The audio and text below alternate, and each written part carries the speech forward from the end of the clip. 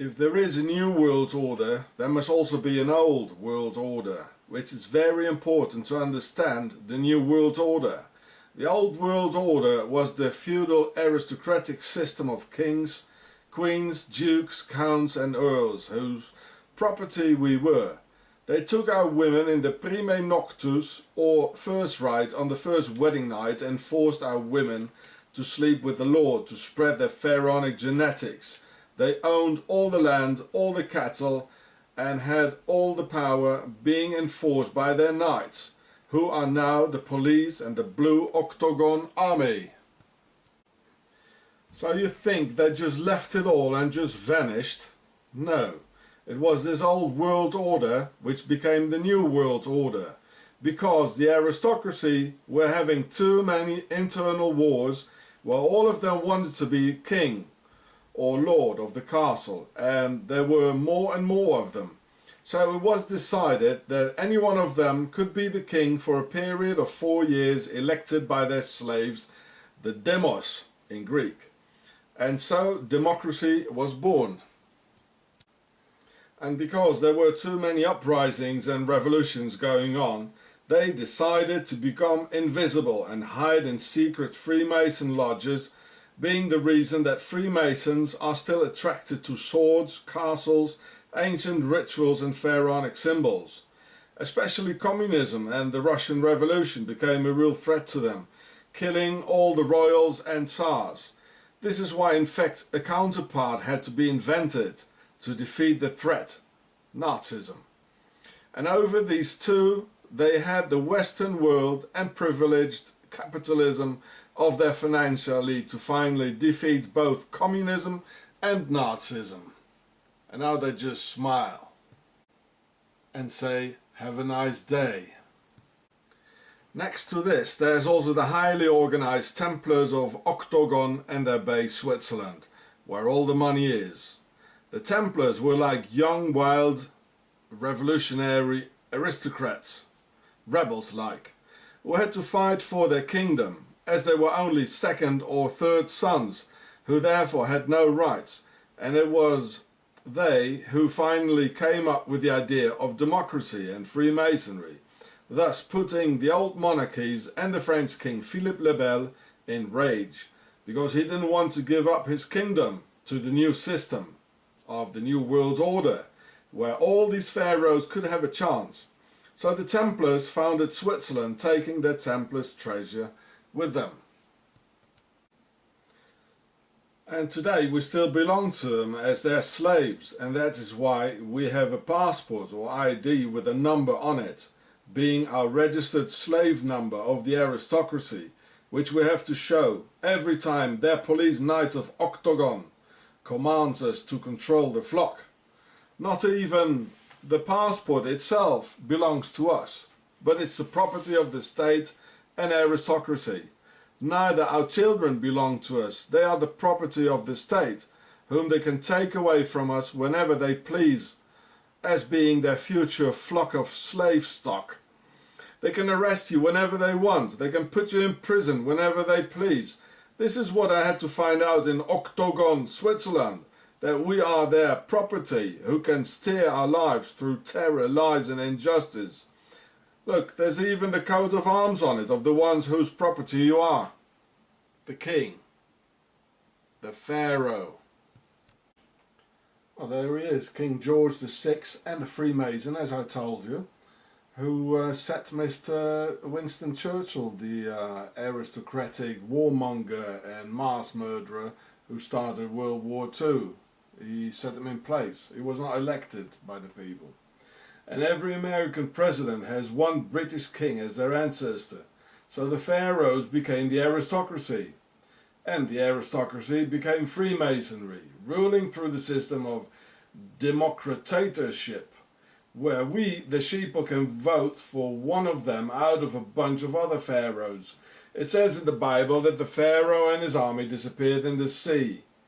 They disappeared in the sea of peoples and are amongst us.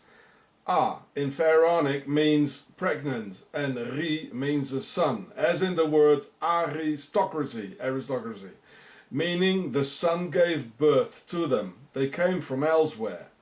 This is why the aristocratic-led Nazis came up with the word Aryan, Irish, Aryan, as in aristocratic. Look, here we can see it. This is the King of England. There he is, a Freemason. They all are. That's how they control us today. Nice, isn't it? We are just their slaves, as we've always been. Now they're hiding. In the Middle Ages, we were owned by kings and queens, earls and counts, barons and lords, tsars, dukes, duchesses, countesses, baronesses, archdukes, who had their knights and templars working as their police force for them to control the sheeple. Just as it is today, nothing has really changed. Or does anyone think they just disappeared like that? They were parasiting on the people and the workers, who had to give taxes and percentage of wheat, vegetables and cattle. And many times the sheeple starved to death in winter after a bad harvest. While these parasites and pharaohs were partying in the castle, drunk of the wine they had stolen, their bellies well fed, with robbed food that should have been for all those hungry children. And they had their beds warmed up with young virgins of the sheeple due to the prime noctus, droit de cuissage, droit du seigneur, or first right, allowing these parasites to grab the newlywed bride on the very night of her wedding to come and lay with the lord and master, thus spreading the pharaonic genetics all over. Yes, the word pharaoh etymologically derives from two demotic words, per and a, meaning the big house.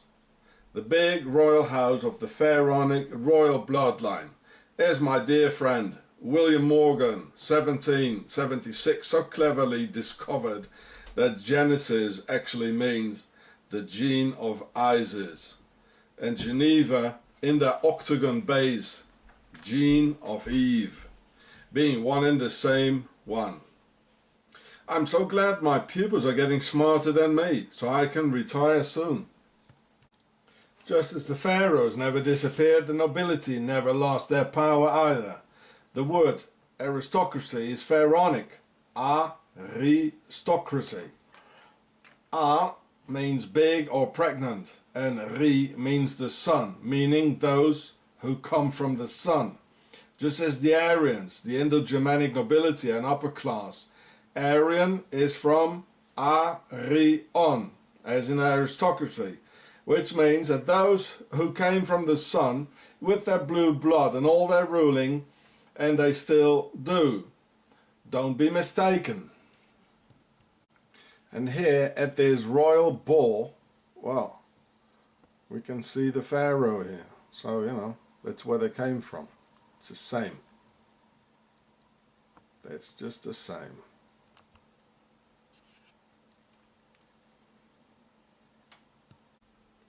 And today, children disappear and they get raped, tortured, sacrificed and murdered in castles like Amérois in Belgium and Sautou in Luxembourg and many other places as the Bohemian Grove by very organized gangs like the Dutroux gang and by Fourniret, whose name indicates to deliver the king, fournir roi, without children in this case. The nobility always were into Satanism and other dark mystical practices of their pharaonic ancestors as ritual child sacrifice. They always did and they always will, protected by their knights, police and authorities. In the 18th century there was Marquis de Sade, where the word sadism actually comes from. So I don't have to tell you what his favourite pastime hobbies were about. Napoleon Bonaparte finally put him in prison for 10 years after his arrest in 1801, and he died in 1814. Prince Charles publicly admitted in 2011 that he's a descendant of the Prince of Wallachia, or Vlad Dracul, the Impaler of Transylvania, as we know him. He lived from 1431 till 1476, and his favourite hobbies were torture and impaling. Impaling means having implanted a stick up yours, coming out from the mouth and then set up in the ground vertically, being his interpretation of a crucifixion. Well, look at the 8-pointed star on his forehead. That's Octogon, right? Nobility. He did this to 100,000 people, mostly Saxons, and even the Ottoman Muslim army turned around and went back when they came to a forest of 20,000 impaled. From 1730 to 1801 we had the Russian nobility under the Tsar with Darya Nikolaevna Saltykova, torturing and murdering at least 200 people. This is the nobility, folks. They always did it, and they never stopped doing it. From 1560 to 1614, Countess Erzsébet Báthory of the Hungarian nobility, also called the Blood Countess, tortured and murdered 650 virgins of the She-Bull, because she believed that bathing in a virgin's blood would keep her young forever. She and her fellow aristocrats even constructed an ingenious metal structure in which the victims could bleed to death, still being alive and sadistically tortured on the way. So this is the coat of arms of the royal Báthory, of the Blood Countess. Ex-President Sarkozy of France comes from the Hungarian aristocracy, being related to the Blood Countess, as the Pharaonic part Tsar in his name means king in Demotic. And this is the Blood Castle, where she was imprisoned in 1610, only because the She-Bull started an uprising after 650 of their virgins disappeared. So it took the She-Bull 650 victims to act. How typical. The American She-Bull even need more. 3,000 victims sacrificed at 9/11 for another liquid, and still counting. The Americans act at the shooting range with the best goodies you can imagine, waiting though to be hauled up for the slaughterhouse without ever having used their goodies. And watch here, we can see the airplane going through concrete and steel and coming out on the other side intact, as if nothing has happened. Oh, they made a big mistake here. Baron Giureh was an aristocratic French serial killer who lived from 1404 to 1440, who sodomized, tortured and murdered at least 600 boys and girls from the age of 6 to 18, together with his accomplices Poitou and Henriet.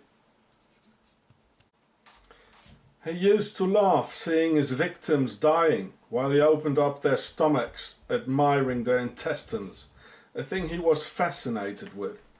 And look at this. This is his seal of his royal house of Giureh, and here we can see the Templar's cross just on the Swiss Army knife, the same.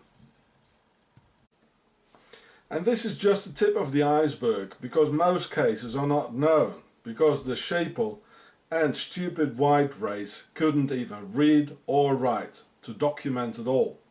So, the two parasites in society were, and still are, the aristocracy and the ecclesiastical orders of the priests who never worked and always lived of the blood of others, in some cases even literally.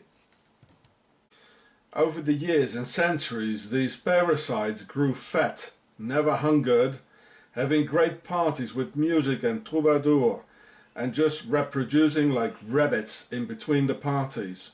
And all descendants wanted to be king or queen and have the castles. So wars broke out between them, which the sheeple had to fight out. Nice haircut. Oh, what a legs. And what a nice shoes. And once a king, he wanted to stay king forever, and then even handed over to his pedigree. So rivalry started, and after hundreds of years, wars between the kingdoms and second son aristocracy, as the Templars, etc., they finally came together and decided to elect a king by the stupid sheeple for 4 years only. And so democracy started. And due to the increasing revolts, revolutions and uprisings of hungry peasants, the parasites of the nobility decided to go underground in Freemason lodges, divided in 33 degrees, indicating in fact the degree of pharaonic genes of the noble bloodlines in their veins.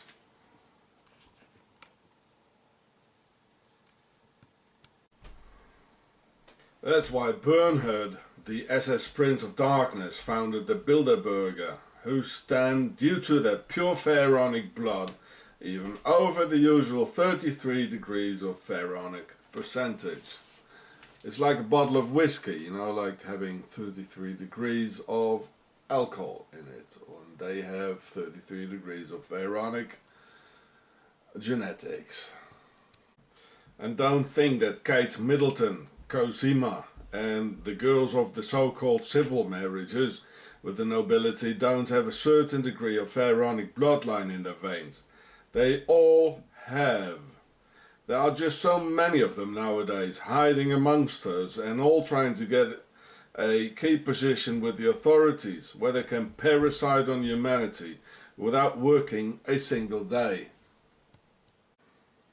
So the pharaohs never went away. They became the aristocracy and the nobility. And the nobility never lost power and they never really went away. They rule through their politicians and Freemason lodges.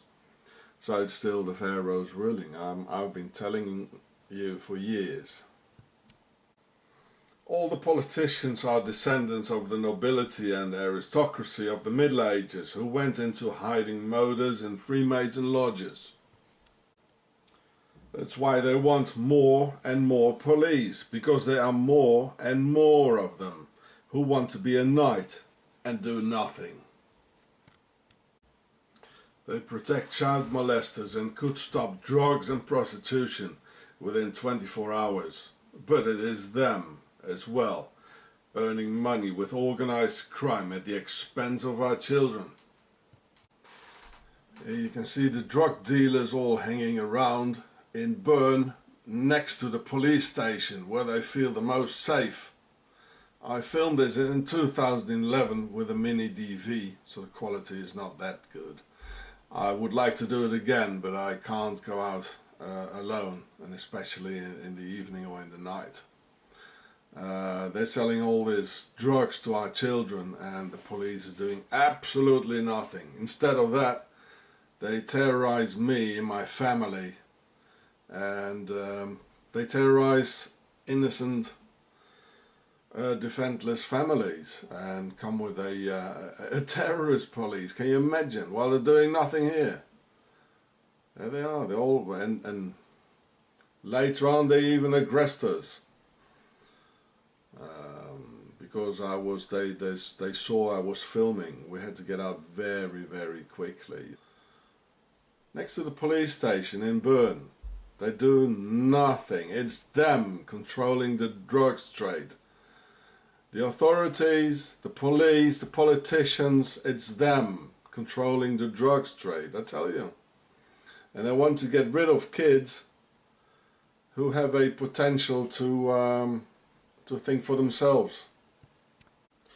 This is why King Philip of France, Philippe le Bel, chased the Templars, because they and their new system of democracy through Freemasonry endangered his heir to the throne and the ancient order of things, that only the firstborn had a right to the throne and not the second, third or fourth son, as the Templars were in fact. So burning the Templars by the French king was nothing else than an internal war between them. But now they've set it all aside and recognizing that they have all the Pharaonic bloodline, and I mean, there's enough to share. And they founded Switzerland. They are in peace now against us. And the Templars needed a base where they speak all the important European languages, so they founded Octogon, Switzerland, which is now the base of all pharaohs, politicians, Freemasons, drug trafficking and nobility, who put aside their corruption money on a secret Swiss account. And here we can see the UBS with the 3 sixes in it and the three times the V symbol. And I told you, they call it the beast. As you can see here, this is the beast. Just as they have the bear in the coat of arms in the capital of Octogon, UBS is the beast, and they control the money. And they have the 666. See my other films. Even Kim Jong-un, North Korea's pharaoh, went to school in Switzerland, Liebefeld, 10 minutes away from where we live. Now why would a country that despises the West send their next pharaoh in the very heart of the very same West? He's a pharaoh. They can be Chinese, they can be black, they can be everything. And they all go to school in Switzerland. Well, the global elite rule the whole world, and they all send their offspring to the pharaonic Octogon, to a boarding school for the elite, where they get taught some more things, as in a normal school for the sheeple. So here's Kim Jong in his Swiss school with Swiss children in Liebefeld. There he is. He was in an international school before, and then he went to a normal school. Yeah. And if Jews say they will rule the world, this indicates that they don't rule yet, as simple as that. So they're not the ones we're looking for. As Christianity says the very same thing, that Christ will rule, and so say the Muslims, that Islam will rule the world. They all claim the very same thing. What a funny bunch, our real pharaonic masters. And in the 1920s, the German people were starving, so they founded the NSDAP, which was a workers' party for and by the people, which was very soon infiltrated by the nobility and Hitler, turning the NSDAP, a workers' party, into a aristocratic-led gang, where their members carried the von word in their names. The official turning point was 1934, the night of the Long Knives, where the last delegates of the workers and the German people were murdered by the pharaohs and their nobility. So you understand that Graf von Stauffenberg never put a bomb on the Hitler's table. He just betrayed the movement of July the 20th, where real German officers wanted to finish the Nazi dictatorship over their people. I mean, if they would have wanted to kill Mr. Hitler, they could have done it easily, but it just needed a sacrifice. On the right-hand side is his mother-in-law, born Freiin von Stackelberg, Vrijen, that means she was free and not a slave as the sheeple. And her name was, after she married, Vrijvrouw Anna van Leichenvelde. Vrijvrouw, that means she's a free woman. Well, that says it all, doesn't it? So on the left hand side we can see so here we can see Stauffenberg with his wife. Funny enough, she looks like Merkel. Who knows? It's all the same bloodline anyway. So, and this is the mother of Stauffenberg's wife. Well, I mean, that is not German. This is not German. This is Pharaonic. This is Pharaonic. And look at the long Pharaonic hands. Look at it, like Obama. And here, oh, Fleur de Lis. That's the lotus of the Nile. They're all pharaohs. So people should organize in 4-man groups only, because everything gets infiltrated. I mean, look at what they did in Auschwitz and the other concentration camps. This is the same kind of satanic, sadistic cruelty as the nobility always did to the Europeans and all other peoples of the world. It's them all right, the pharaohs and their Octogon base in the mountains. And look, the nobility and power, they even brought back one of their favorite instruments of torture. Waterboarding. It already existed in the Middle Ages. Look at it. It came back. It's them all right. They did it then and they still do it today.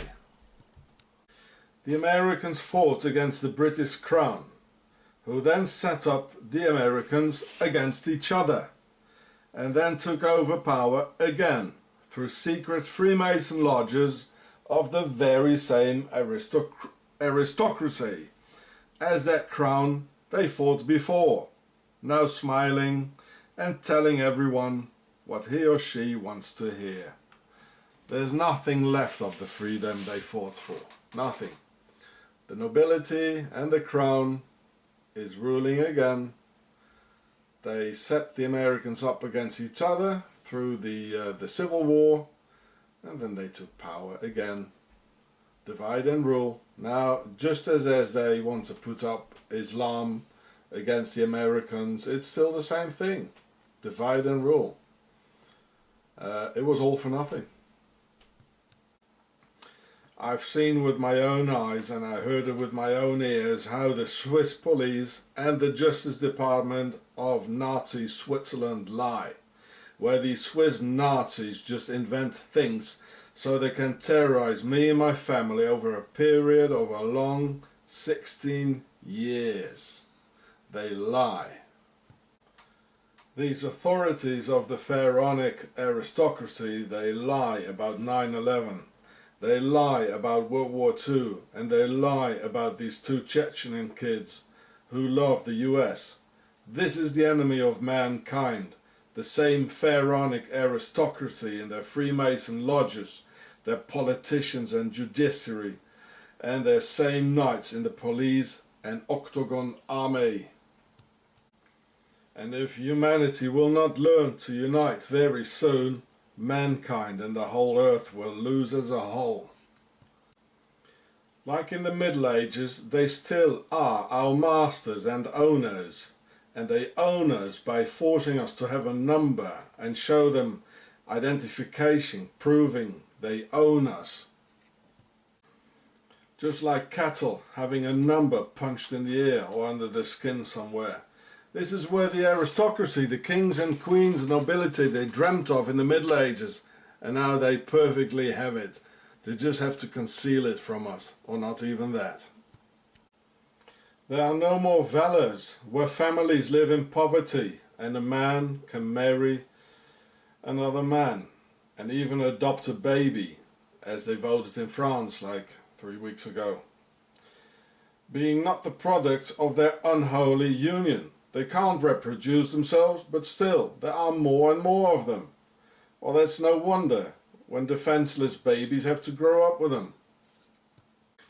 Once they came along with great armies as masons and built roads, aqueducts and castles, and now they still call themselves masons, though the real work being done by their sheeple, so they're free with their masons. This is Castel del Monte in an octagonal shape. This is Octogon with the triangle of the masons at the entrance. They videotape us everywhere as a shepherd keeping an eye on his cattle, and we have to carry documents with a picture on it to show the ownership by them owning us. The aristocracy owns us just as in the Middle Ages. 30 million Russians starved to death due to this aristocratic parasite called the Tsars, leading to uprisings and revolutions, just as elsewhere. So the aristocracy had to hide in secrecy. So this means they are afraid of us, very, very afraid. And maybe we still have a tiny little chance left. See the Pharaoh show for more. And see Octogon, the Empire of Darkness for more. The Second World War started on September the 1st, 1939, with Hitler's attack on Poland, here with Swiss crosses on the German tanks. Thus, in fact, Hitler declaring war on England and France, because he knew perfectly well that Poland had a defensive treaty with France and England. So, on September 3, 1939, England and France officially had to acknowledge Hitler's declaration of war.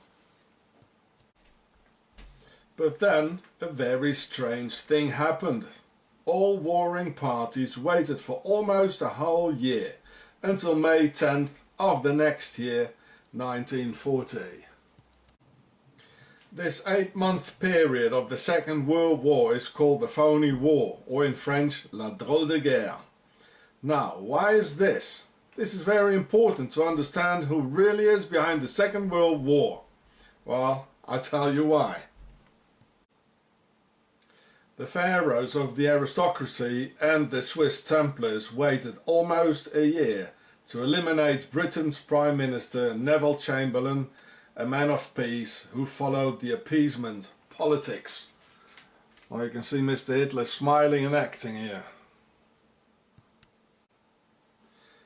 And they finally did get rid of him by poisoning him, so they could put their aristocratic warmonger in place to have this Pharaonic war go on.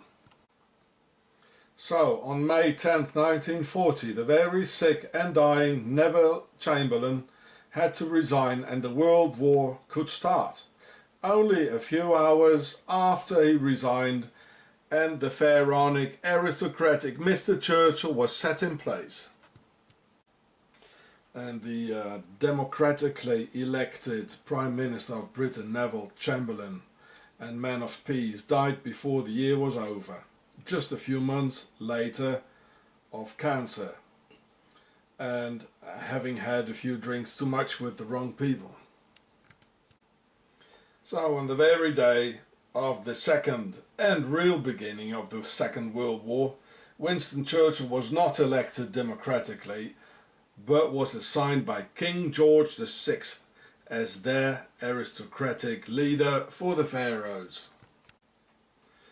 Churchill was born at Blenheim Palace, where his father was the Duke of Marlborough. Well, here we can see the obelisk of Blenheim Palace. Any more questions? The obelisk is the symbol of the pharaonic domination. And here's Blenheim Palace, where Mr. Churchill was born. A man of the people? No way. Well, and here's Le Salon in Blenheim Palace, where Mr. Churchill is from. Yeah, okay. And young Winston loved concentration camps where you had 28,000 Boer women and mostly children murdered in South Africa during the Boer Wars. Here you can see the young Lizzie van Zyl, the young Boer child. She died, she got murdered together with 28,000 other ones. So this is how the Brits, they won the war against the Boers. Well, of course, it's all pharaonic. It's the aristocracy. They always did this and they always will. In the Second World War, in South Africa, now they're doing it in Iraq and all over. It's the aristocracy and they're pharaonic. And because of Mr. Churchill's old love for concentration camps, he never had the railroads to Auschwitz bombed. Because the worldwide aristocracy of the pharaohs and the Nazi Templars from Switzerland had decided that the Jews had to go due to their part in the Russian Revolution, communism and the elimination of the Tsar family, who were descended of equally pharaonic bloodlines as the rest of the gang. So in every one of the countries, Britain, Germany and the US, this pharaonic aristocracy and the Freemasons were ruling, and the war against the Russian people and against the Jews could begin in order to revenge the Russian Revolution and the killing of the Tsars, where the word Tsar is of the pharaonic word for a king, as in a sarcophagus, which is a box to put the king in when he's dead. See the Pharaoh show. This is why Rudolf Hess flew to the Duke of Hamilton aristocracy to stop the war. Now, why would someone from a NSDAP Workers' Party ask the aristocracy for help? Huh? Well, and look what the Duke did. Well, he just betrayed him. The Duke didn't want any peace, right? The Duke was just smiling and pretending to be nice to Mr. Rudolf Hess. But when it really came to it, he just betrayed him and he showed who he really was, a pharaoh. This is why Hitler had the English army escape in Dunkirk, and why the Luftwaffe never bombed Buckingham Palace or any other aristocratic aim. This near miss here is just a deliberate false flag publicity hit so they could celebrate themselves as heroes, standing side by side with the British people.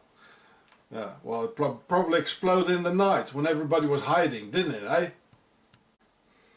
And also the SS Prince of Darkness of the Bilderberg nobility, Mr. Bernhard, was hiding in England. Here we can see him together with some of his SS friends on the other side. Oh yeah, Mr. Bernhard. The connection with the SS and the royals. I regret very much having told all this to Diana Spencer, because she entrusted all this to the wrong people as well, as she was always looking for the best in people. And here she is walking around with the Octogon. So she knew about Octogon, I can tell you that. I know they'll do me too eventually. Thank you YouTube, and thank you US First Amendment. Because here in Switzerland, in this Nazi dictatorship, the First Amendment is one of the things they hate most. I can tell you that. On June 22nd, 2013, a Saxon from Germany came visit me and offered me a 5 Reichsmark Nazi silver coin from his grandfather from 1934, with swastikas on it and all, as a present to me. So here on the side we can see those typical Nazi letters, and it says Gemeinnutz geht vor Eigennutz. That means service goes for self, goes before self. with those arabesques here. It looks like serpents to me, and there's a funny thing in the middle. I think it's a star. And yeah, so I'll show that again. So these were those typical Nazi mottos, you know, like Arbeit macht frei, meaning work makes you free, you know, which is a nice motto for the slaves constructing the pyramids, or the ones in Auschwitz, Birkenau, you know, having to work like pharaonic slaves and then die. These are slogans real typical for the Nazis and the pharaohs. Hitler and the Nazis first used his motto on February 24th, 1920 in a National Socialist rally in Munich. On one side it shows some swastikas of pharaonic origin, and it says Deutsches Reich, meaning the German Empire, and it shows the Roman pharaonic eagle of Ma'at, and it says 1934, 5 Reichsmark, 5 marks of the German Empire. Reich, it means empire. And if I turn it around, it shows at the place where the tail is of Ma'at, it shows the fleur-de-lis, which is a symbol of the aristocracy, and it represents the pharaonic lotus on the River Nile. It does. And on the flip side, it shows an obelisk like a church, where it says 21st of March. There's the triangle of the Freemasons.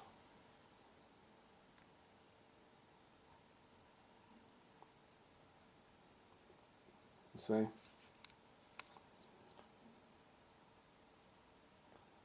It shows an obelisk-like church called Die Garnisonskirche, or Church of the Garnison, which is a very funny name for a church, insinuating the church as a garrison or an army, and Christianity as a war against humanity. And if you consider the Horus matrix and reason for all these wars, it does fit. Connected to this Church of Wars, it says March 21st, 1933, with 2 swastikas around it. Around 1933, as to honor the year of the beast with pharaonic symbols.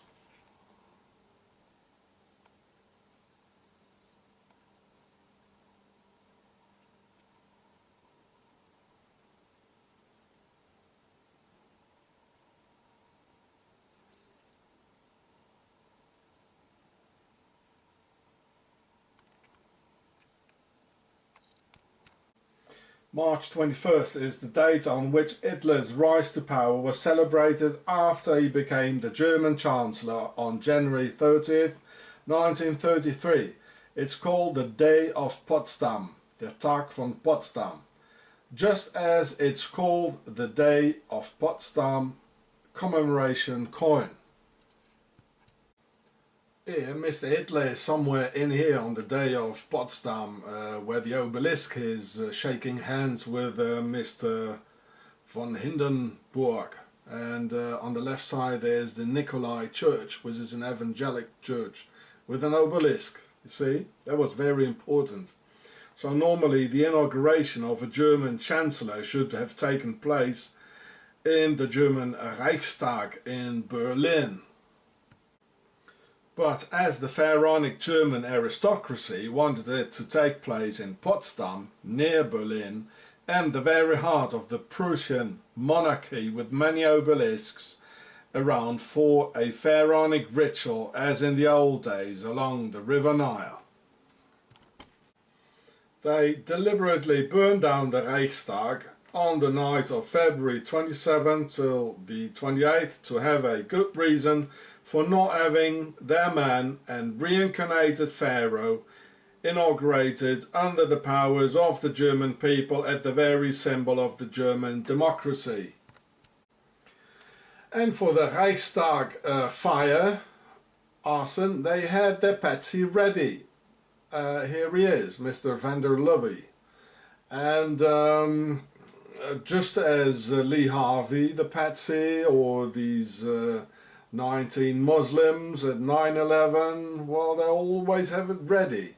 And of course, Octogon of the Templars, they are aristocratic, just as the main drive behind the Nazis, and they were the main drive, as here in Potsdam, and the reason for the Reichstag's fire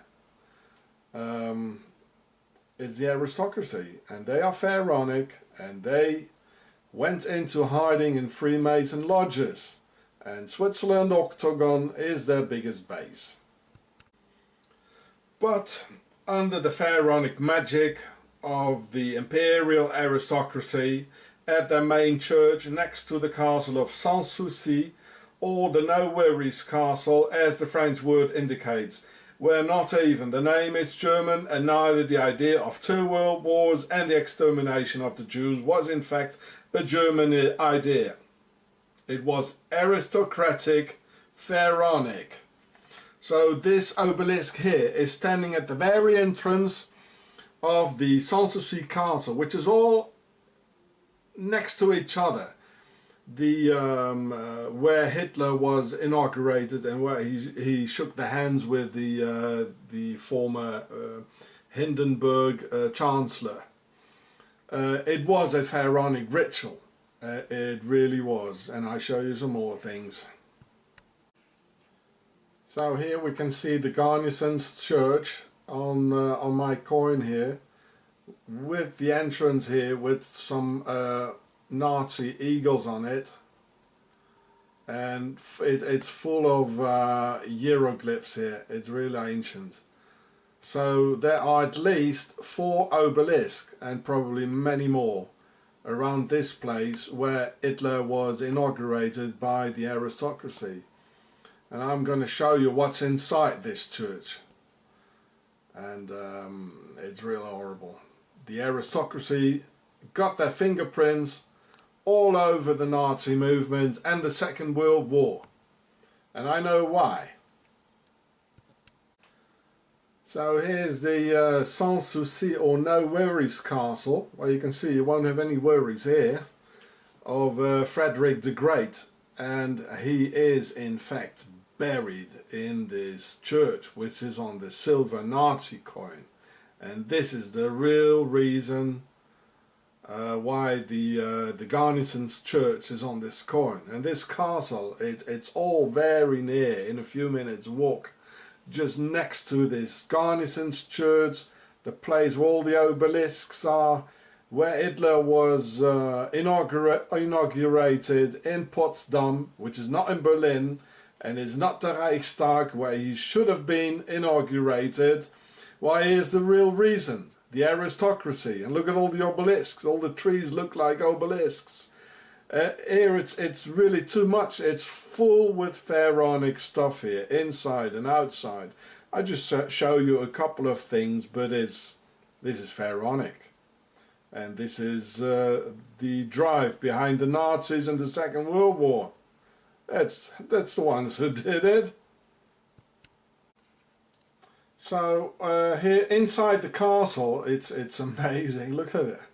We can see 2 times the sun hieroglyph. Here it is, or many more times probably. There it is, and here. And of course, their base is Octogon, as I told you before. Switzerland, that's their base, where all the money is, where it's a safe place, and all the caves and the mountains. That's their base. But this is part of it. This is part of it. And the place where Potsdam is, it's full of lakes, a lot of water, like in the old times at the River Nile. So, well, that's why they burned down the Reichstag. And on that very day, when Hitler shook hands with von Hindenburg, another aristocrat of Pharaonic descent, the Heimtücke Gesetz, or the German Patriot Act, was put in power on the day before, on March 20th, 1933, the opening of the first concentration camp, Dachau, near Munich. So this coin celebrates the true beginning of the aristocratic Nazi dictatorship of the pharaohs from Octogon. Just as the National Socialist movement was a workers' union from the people, of which all the real German leaders were murdered by Hitler and his aristocrats during the Night of the Long Knives in 1934. After that, it was all led by guys with a von in front of their names, all aristocrats. Why March 21st? Because that was the very same date of the first German Reichstag of the German aristocratic empire, on March 21st, 1871. This Nazi war church, which is called the Garnison's Church, is the church of the Pharaonic aristocracy. They had been visited by all the royals throughout history as Tsar Alexander I, Napoleon Bonaparte, whom you can see here, visiting the grave of Frederick the Great, and Emperor Frederick the Great has even been buried in the church. Just look at the Freemason checkboard configuration. And Frederick the Great, or Friedrich der Große, Friedrich der Zweite, Friedrich II, he was a Mason indeed. He spoke only French. I don't know if he could even speak German, and the Germans called him Fritz the Faggot for his homo activities with Mr. Fredersdorf, for example, and with many others.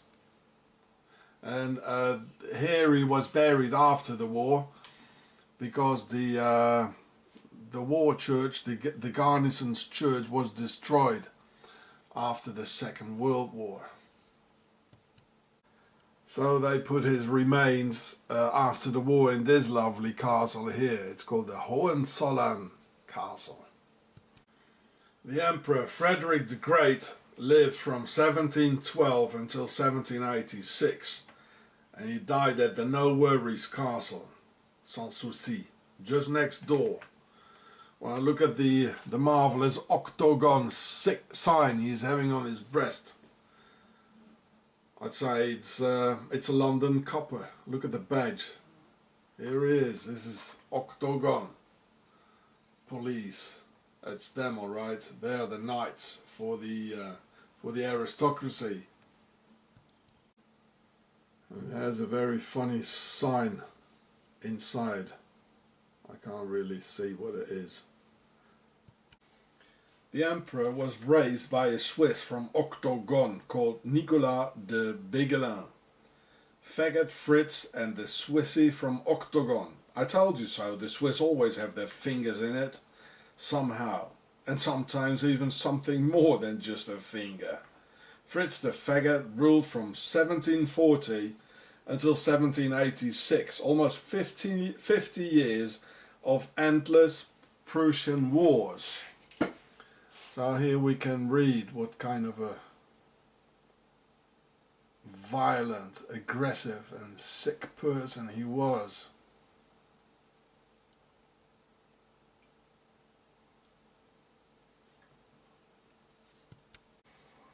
Oh, Fritz the Faggot also was an active anti-Semite, as the entire Pharaonic aristocracy is. Therefore, Rudolf Hess, the second Nazi of this aristocratic Nazi dictatorship, gave Hitler a large pile of anti-Semitic correspondence by Fritz the Faggot, being one of the reasons, together with that other one, for Hitler having just one picture at the wall of the Führer bunker.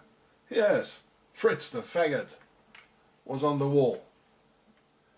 Hitler was a very big admirer of Frederick the Great. Well, let's call him Frederick the Great, for, you know.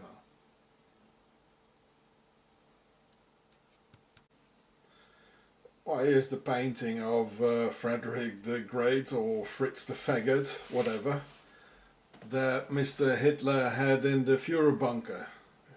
In every one of his offices, he had the painting of Frederick the Great. Well, two mass murderers. There are indeed a lot of rumours indicating that Hitler himself was a queer. Homo Hitler and faggot Fritz. What a lovely couple from hell.